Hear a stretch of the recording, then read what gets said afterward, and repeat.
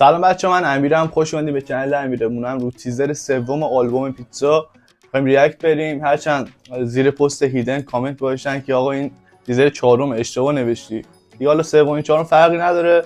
یه سری کامنت ها راستی داشتم میخوندم، همینجوریشو میادم پایین. بچه‌ها گفتن آقا کاش پیشرو بود، پیشرو میومد دیگه تموم میشد این داستانا. واقعا حقم، یعنی کاش پیشرو بود. و یه سری هم گفتن آقا پیتزای ما رو بدین ببریم دیگه، یه ماه منتظریم، یه تیزر داره بیرون میاد. ولی خودش تیزر رو همه حقه. حالا جز کامنت ها یه چیزی هم که هستش، تیزر یعنی این که حالا میاد بیرون، طرف میبینه میگه واه چه خفنه، یا بریم ادامهش رو ببینیم، یا مثلا منتظر آلبوم بمونیم ارزش داره گوش بدیم، یا اینکه نه چیزی مالی نیست. هرچند که دیگه هیدن قدیمی و ثابت شده است و اینا، واسه هیدن فرق نمیکنه، ولی واسه کسی که تازه شروع میکنه خیلی مهمه که چه تیزری بده بیرون تا مخاطب جذبش بشه.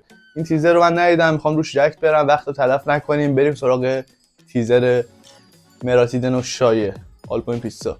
بزن بریم.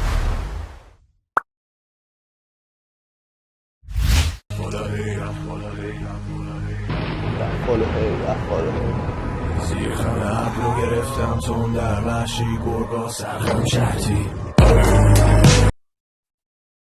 چه فضاسازی خفنی.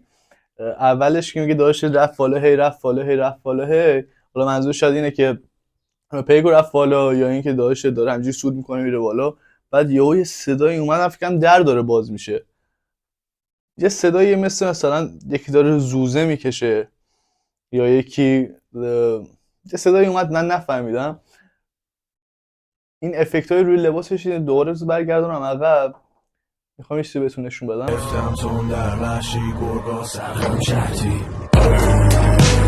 صدای گاو بود، داشت مو میکرد، صدای گاو بود. بعدش هم که داریم میبینین لباس رو داره رنگش عوض میشه، هی سفید میشه سیاه میشه.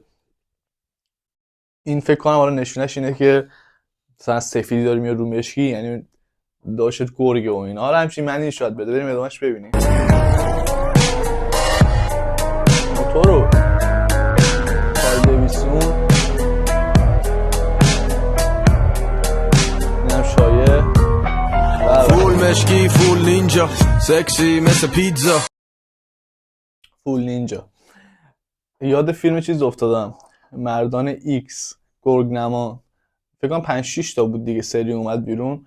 این قصتی که توی مردان ایکس یک مورگان بود فکر کنم اسمش، که از اینجاش 3 تا تیغ می اومد بیرون.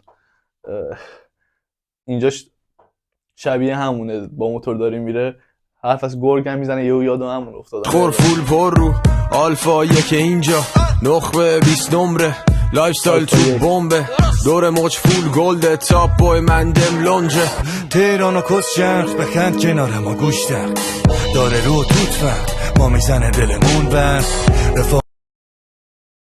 شایعه خفن. ولی من اینجا یه چیز ذهنمو درگیر کرد، داشتم به همون فکر میکردم. پشت پشت مهراد خب یه سری نمیدونم گاو بود چه یه گله بود، من داشتم به اون فکر میکردم. بذار عقب بزنم، میخوام ببینم داستان این چیه که رنگ لباس عوض میشه، بعدش هم فایه که اینجا نخبه 20 نمره لایف ستایل تو بمب. اون گله رو میبینین؟ من زیاد به این چیزا فکر میکنم، شاید به خاطر همونه که من رو جزئیات تمرکز میکنم. من فکر کنم مراتیدن خب اینجا نقشه گرگو داره تو اون فضا، به اون درندش تو اون سبزه داره همینجوری قدم میزنه، بعد نقشه گرگو داره، بعد اون گله هم هست، فکر کنم گله گاو بد باشه. خب گوسفند که مشکی نمیشه، شاید هم باشه ولی کلا مشکی نمیشه. اینجا داره حرف میزنه که آقا من آلفای یکم گرگم و اینا.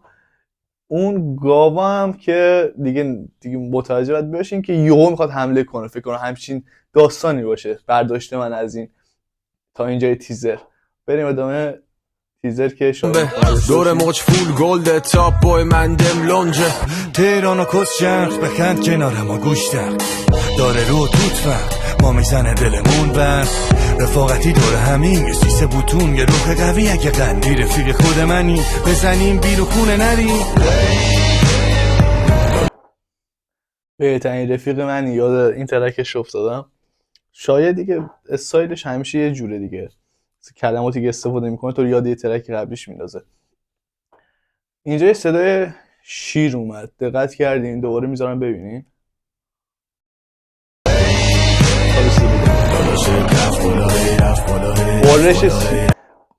قرش شیر. اگه دقت کردین اولش یه زوزه گرگ بود هیدن، اینجا هم که تموم شد قرش شیر صداشو، افکت صدای شیر رو توی موزیک آوردن. خودتون میدونین دیگه، شایعه یه جوری مثلا میگه من شیرم، خب نشونه شیر یعنی شایعه، اون گرگم یعنی هیدن.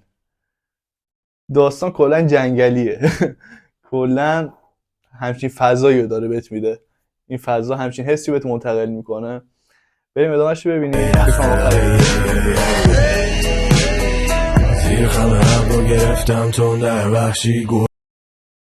گاو بودن، یه نما از نزدیک اومد جلو، بذار دوباره ببینم. گفتم این گله باید گاو باشه. اینه زیر خم ابرو گرفتم تون در وحشی، گرگا سرخم گرگا سرخم وحشی به شرطی. انقدر که فضا سازیش قوی بود من دیگه وقت نکردم دقت یعنی نکردم بخوام به تکستش ببینم چی داره دقیق میگه. فضا سازیش خیلی قویه. حالا حق دارن یه کاربرا میگن آقا تیزرش وقتی اینه آلبومش چی قراره بشه.